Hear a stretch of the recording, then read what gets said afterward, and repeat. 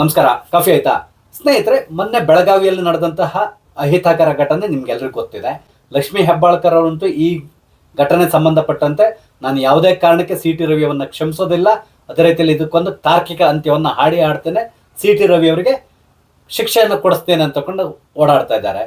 ಆದ್ರೆ C T Ravi ಅವರು ಹೇಳ್ತಾ ಇದ್ದಾರೆ, ನನಗೇನು ಲಕ್ಷ್ಮೀ ಹೆಬ್ಬಾಳ್ಕರ್ ಅವರ ಕ್ಷಮೆಗೆ ಏನು ಬೇಕಿಲ್ಲ, ಇಲ್ಲಿ ತಪ್ಪಿತಸ್ಥರು ಯಾರು ಅನ್ನೋದು ಪ್ರೂವ್ ಆಗ್ಲಿ ಅಂತೇಳಿ ಹೇಳ್ತಾ ಇದ್ದಾರೆ.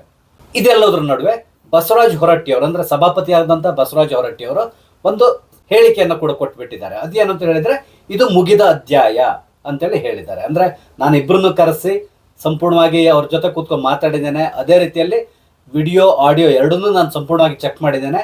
ಇಲ್ಲಿ ಲಕ್ಷ್ಮೀ ಹೆಬ್ಬಾಳ್ಕರ್ ಅವರು ಅಪಾದನೆ ಮಾಡ್ತಾ ಇರೋ ರೀತಿಯಲ್ಲಿ ಯಾವುದೇ ರೀತಿಯಾದಂತಹ ಕೆಟ್ಟ ಪದ ಬಳಸಿರೋದು ನನ್ನ ಗಮನಕ್ಕೆ ಬಂದಿಲ್ಲ. ಹಾಗಾಗಿ ಇದು ಮುಗಿದ ಅಧ್ಯಾಯ ಅಂತೇಳಿ ಹೇಳಿದ್ರು.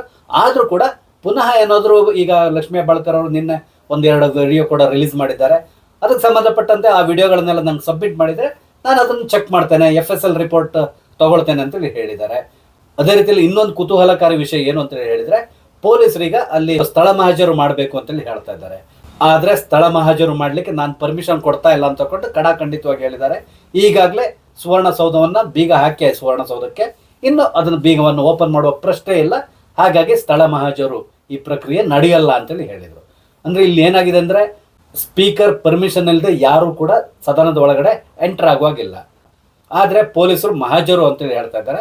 ಸ್ಪೀಕರ್ ಅಂತೂ ಖಂಡಿತವಾಗಿ ಇಲ್ಲ, ಸಾಧ್ಯವೇ ಇಲ್ಲ ಅಂತ ಹೇಳಿದ್ರು. ಆದ್ರಿಂದ ಇಲ್ಲಿ ಏನಾಗ್ತದೆ ಅಂತ ಹೇಳಿದ್ರೆ, ಈ ಕೇಸ್ ಅಲ್ಲಿಗೆ ಕ್ಲೋಸ್ ಆಗಿ ಹೋಗ್ತದೆ, ಮುಂದುವರ್ಸ್ಕೊಂಡು ಹೋಗ್ಲಿಕ್ಕೆ ಆಗಲ್ಲ, ಅದೊಂದು ಗ್ಯಾರಂಟಿ. ಈಗ ಬರುವಂತ ಪ್ರಶ್ನೆ ಏನು ಅಂತ ಹೇಳಿದ್ರೆ, ಹಾಗಾದ್ರೆ ಒಳಗಡೆ ಏನ್ ನಡೆದಿದೆ, ಅವ್ರು ಬೈದಿದ್ದು ಹೌದಾ, ಇವ್ರು ಬೈದಿದ್ದು ಹೌದಾ, ಇದೆಲ್ಲದೂ ಇರ್ತದೆ. ಸಾಮಾನ್ಯವಾಗಿ ಬಿಡಿ, ಇಲ್ಲಿ ಪರಿಷತ್ ಆಗಿರ್ಲಿ, ವಿಧಾನಸಭೆ ಆಗಿರ್ಲಿ, ನೀವು ಹಲವಾರು ಘಟನೆಗಳನ್ನ ನೋಡಿದ್ದೀರಾ. ಬೈದಾಡ್ಕೊಳ್ಳೋದು, ಅದೇ ರೀತಿಯಲ್ಲಿ ಕೈ ಮಿಲಾಯಿಸೋದು ಎಲ್ಲ ತುಂಬಾ ನಡೆದಿದೆ. ಬಟ್ ಅದೆಲ್ಲ ಏನಾಗ್ತಾ ಇತ್ತು ಅಂದ್ರೆ, ಪೊಲೀಸ್ ಸ್ಟೇಷನ್ ಅವ್ರಿಗೆ ಹೋಗ್ತಾ ಇರ್ಲಿಲ್ಲ, ಅಲ್ಲಲ್ಲೇ ಸಾಲ್ವ್ ಆಗಿ ಹೋಗ್ತಾ ಇತ್ತು. ಸಭಾಪತಿಯವರು ಕರೆದು ಇಬ್ರಿಗೂ ಬೈತಾ ಇದ್ರು, ನನಗೆ ಕ್ಷಮೆ ಕೇಳೋದು, ಈ ತರ ಆಗಿ ಅಲ್ಲಲ್ಲಿಗೆ ನಿಂತು ಹೋಗ್ತಾ ಇತ್ತು. ಆದ್ರೆ ಇಲ್ಲ ಆಗ್ತಾ ಇರೋದೇನಂದ್ರೆ, ಒಂದ್ ರೀತಿಯಾಗಿ ಸೇಡಿನ ರಾಜಕಾರಣಕ್ಕೆ ಕಾಂಗ್ರೆಸ್ ಮತ್ತು ಬಿಜೆಪಿಯವರು ಇಳಿದಿದ್ದಾರೆ. ಇದರಿಂದಾಗಿ ಈ ಕೇಸ್ ಇನ್ನೂ ಕೂಡ ಮುಂದುವರಿತಾ ಇದೆ. ಆದ್ರೆ ಈ ಕೇಸ್ ಮುಂದುವರಿಬೇಕು ಅಂತ ಹೇಳಿದ್ರೆ, ಸಭಾಪತಿಯವರು ಕಾಂಗ್ರೆಸ್ನವ್ರಿಗೆ ಸಪೋರ್ಟ್ ಆಗಿರ್ಬೇಕು. ಆದ್ರೆ ಇಲ್ಲಿ ಆ ಲಕ್ಷಣ ಕಾಣಿಸ್ತಾ ಇಲ್ಲ. ಹಾಗಾಗಿ ಈ ಕೇಸ್ ಏನಿದ್ರು ಅಂದ್ರೆ, ಲಕ್ಷ್ಮೀ ಹೆಬ್ಬಾಳ್ಕರ್ ಎಷ್ಟೇ ಮಾತಾಡಿದ್ರು ಕೂಡ ಈ ಕೇಸ್ ಮುಂದುವರಿಯೋ ಲಕ್ಷಣ ಕಾಣಲ್ಲ. ಏನೋ ಒಂದು 2-3 ದಿನ ಅವ್ರು ಮಾತಾಡ್ತಾರೆ, ಆ ನಂತರ ಎಲ್ಲರೂ ಸೈಲೆಂಟ್ ಆಗಿ ಹೋಗ್ತಾರೆ. ಇದ್ರ ಮಧ್ಯೆ ಇನ್ನೊಂದು ಇಲ್ಲಿ ಬಿಜೆಪಿಗೆ ಆಗಿರುವಂತ ಪ್ಲಸ್ ಪಾಯಿಂಟ್ ಏನು ಅಂತ ಹೇಳಿದ್ರೆ, ನಿಮ್ಗೆಲ್ರಿಗೂ ತುಂಬಾ ಚೆನ್ನಾಗಿ ಗೊತ್ತಿದೆ, ಬಿಜೆಪಿ ಹಲವಾರು ದಿನಗಳಿಂದ ಒಂದು ರೀತಿಯಾದಂತ ಒಡೆದ ಮನೆ ಆಗಿತ್ತು. ಅಂದ್ರೆ ಒಂದೊಂದು ಬಣ ಈ ತರ ಆಗಿ ಆ ಕಡೆ ಈ ಕಡೆ ಎಲ್ಲ ಕಡೆಯಿಂದ ಎಳಿತಾ ಇದ್ರು. ಅಂದ್ರೆ ಮನೆ ಒಂದು 10 ಬಾಗಿಲು ಅಂತಾರಲ್ಲ, ಆ ಪರಿಸ್ಥಿತಿಯಲ್ಲಿ ಬಿಜೆಪಿ ಇತ್ತು. ಆದ್ರೆ ಈಗ ಏನಾಗಿದೆ, ಈ ಘಟನೆಯಿಂದಾಗೆ ಎಲ್ಲರೂ ಸಂಪೂರ್ಣವಾಗಿ ಸಿ ಟಿ ರವಿಯವರ ಪರವಾಗಿ ನಿಂತು ಬಿಟ್ಟಿದ್ದಾರೆ. ಅಂದ್ರೆ ಸಿ ಟಿ ರವಿಯವರಿಗೆ ತಮ್ಮ ಸಂಪೂರ್ಣ ಬೆಂಬಲವನ್ನ ಇಡೀ ಪಕ್ಷದವರು ತೋರಿಸ್ತಾ ಇದ್ದಾರೆ.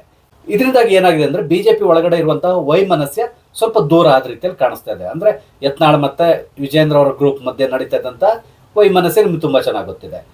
ಇದಕ್ಕೆ ಮುಖ್ಯ ಕಾರಣ ಏನು ಅಂತ ಹೇಳಿದ್ರೆ, ಬಿಜೆಪಿ ಹೈಕಮಾಂಡ್ ಅವರಿಗೆ ತುಂಬಾ ಕ್ಲಿಯರ್ ಆದಂತ ಇನ್ಸ್ಟ್ರಕ್ಷನ್ಸ್ ಕೊಟ್ಟಿದೆಯಂತೆ.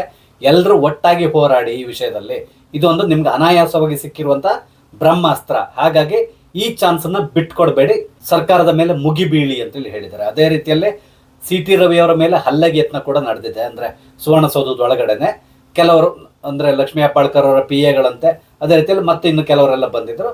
ಇವರೆಲ್ಲರೂ ಸಿ ಟಿ ರವಿಯವರ ಮೇಲೆ ಹಲ್ಲೆ ಯತ್ನ ಕೂಡ ನಡೆಸಿದ್ದಾರೆ.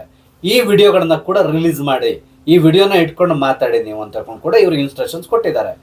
ಅಂದ್ರೆ ಇಲ್ಲಿ ಏನಾಗ್ತದೆ ಅಂತ ಹೇಳಿದ್ರೆ, ಸುವರ್ಣಸೌಧ ಅಂದ್ರೆ ಸದನದ ಒಳಗಡೆ ಈ ರೀತಿ ಗಲಭೆಗಳು ನಡೆದ್ರೆ ಖಂಡಿತವಾಗಿ, ಅಂದ್ರೆ ಹೊರಗಿಂದ ಬಂದವರು ಒಳಗಡೆ ಬಂದು ಗಲಭೆ ಮಾಡಿದ್ರಿದೆಯಲ್ಲ, ಅದು ಬಹುದೊಡ್ಡದಾದಂಥ ಅಫೆನ್ಸ್ ಆಗ್ತದೆ. ಇದರಲ್ಲಿ ಸರ್ಕಾರವೇ ನೇರ ಹೊಣೆಯನ್ನು ಹೊತ್ಕೊಳ್ಬೇಕಾಗ್ತದೆ ಈ ಘಟನೆಗಳಿಗೆ. ಹಾಗಾಗಿ ಈ ವಿಡಿಯೋಗಳನ್ನ ಇಟ್ಕೊಂಡು ಎಲ್ಲರೂ ಸೇರಿ ಸರ್ಕಾರದ ವಿರುದ್ಧ ಹೋರಾಟ ನಡೆಸಿ ಅಂತ ಕೂಡ ಹೈಕಮಾಂಡ್ ಇವರಿಗೆ ಒಂದು ಇನ್ಸ್ಟ್ರಕ್ಷನ್ಸ್ ಬೇರೆ ಕೊಟ್ಟಿದೆ ಅಂತೆ. ಬಿಜೆಪಿಯ ಎಲ್ಲ ಸದಸ್ಯರು ಸಂಪೂರ್ಣವಾಗಿ ಒಗ್ಗಟ್ಟನ್ನ ಪ್ರದರ್ಶನ ಮಾಡ್ತಾ ಇದ್ದಾರೆ, ಸರ್ಕಾರದ ವಿರುದ್ಧ ಮುಗಿ ಬೀಳ್ತಾ ಇದ್ದಾರೆ.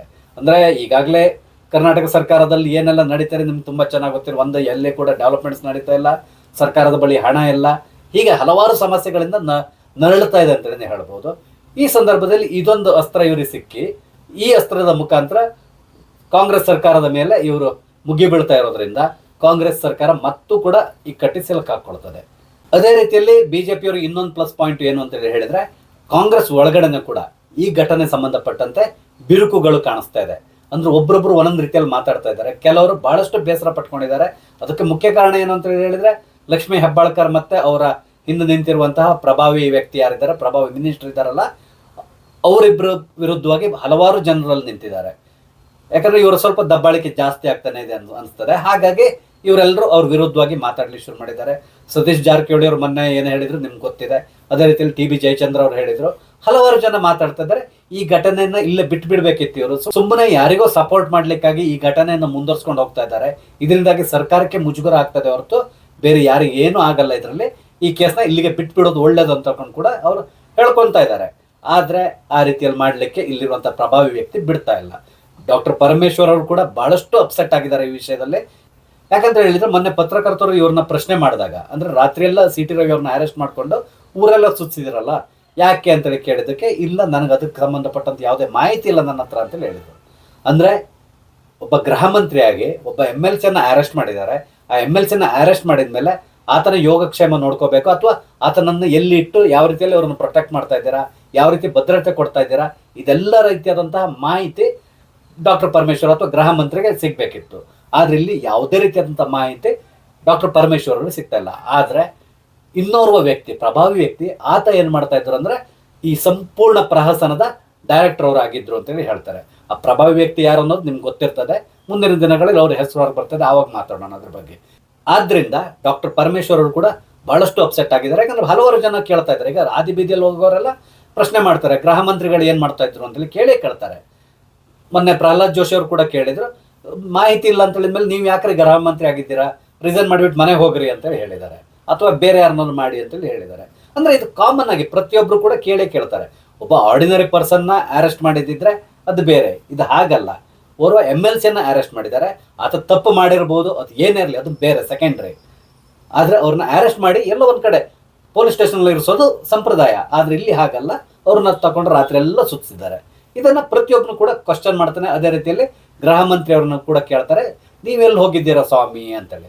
ಈಗ ಗೃಹ ಮಂತ್ರಿ ಅವರು ಕೂಡ ಇದರಿಂದಾಗಿ ಬಹಳಷ್ಟು ಅಪ್ಸೆಟ್ ಆಗಿ ಎಲ್ಲರ ಮೇಲೂ ಕಿಡಿಕಾರ್ತಾ ಇದ್ದಾರೆ. ಆದ್ರೆ ಅವರು ಒಂದ್ ರೀತಿಯಲ್ಲಿ ಅಸಹಾಯಕ ಪರಿಸ್ಥಿತಿಗೆ ತಲುಪಿದ್ದಾರೆ.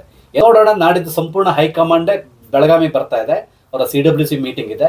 ಆ ಸಂದರ್ಭದಲ್ಲಿ ಪರಮೇಶ್ವರ್ ಅವರು ತಮಗಾದಂಥ ನೋವನ್ನ ಬಹುಶಃ ಹೇಳ್ಕೋಬಹುದು ಇವರು ಹೈಕಮಾಂಡ್ ಜೊತೆಗೆ. ಆದ್ರೆ ಯಾವುದೇ ರೀತಿಯಾದಂಥ ಉಪಯೋಗ ಅಂತೂ ಖಂಡಿತವಾಗಿ ಇಲ್ಲ. ಒಟ್ಟಾರೆಯಾಗಿ ಹೇಳ್ಬೇಕು ಅಂದ್ರೆ ಈ ವಿಷಯದಲ್ಲಿ ಸರ್ಕಾರ ಸಂಪೂರ್ಣವಾಗಿ ಇಕ್ಕಟ್ಟಿ ಸಿಲುಕೋತಂತೂ ಗ್ಯಾರಂಟಿ ಅನಿಸ್ತಾ ಇದೆ. ನೋಡೋಣ, ಇದೆಲ್ಲ ಹೆಚ್ಚಿನ ದಿನ ನಡೆಯಲ್ಲ. ಅಂದ್ರೆ ಒಂದ್ 2-3 ದಿನ ಈ ಘಟನೆಗಳು ಸ್ವಲ್ಪ ಕಾವನ್ನು ಪಡ್ಕೊಂಡಿರ್ತದೆ. ನಂತರ ಕ್ರಮೇಣ ಕೂಲ್ ಆಗ್ತಾ ಹೋಗ್ತದೆ. ನಂತರ ಎಲ್ಲರೂ ಮರ್ತು ಬಿಡ್ತಾರೆ. ನೋಡೋಣ ಮುಂದಿನ ದಿನಗಳಲ್ಲಿ ಏನೆಲ್ಲ ಆಗ್ತದೆ ಅಂತಕೊಂಡು. ಸ್ನೇಹಿತರೆ, ನಾನು ಹಂಚ್ಕೊಂಡಂತ ಮಾಹಿತಿ ನಿಮ್ಗೆ ಇಷ್ಟ ಆದ್ರೆ ದಯವಿಟ್ಟು ಲೈಕ್ ಮಾಡಿ, ಶೇರ್ ಮಾಡಿ, ಹಾಗೆ ದಯವಿಟ್ಟು ನನ್ನ ಚಾನಲ್ ಸಬ್ಸ್ಕ್ರೈಬ್ ಮಾಡಿ. ನಮಸ್ತೆ, ಜೈ ಹಿಂದ್.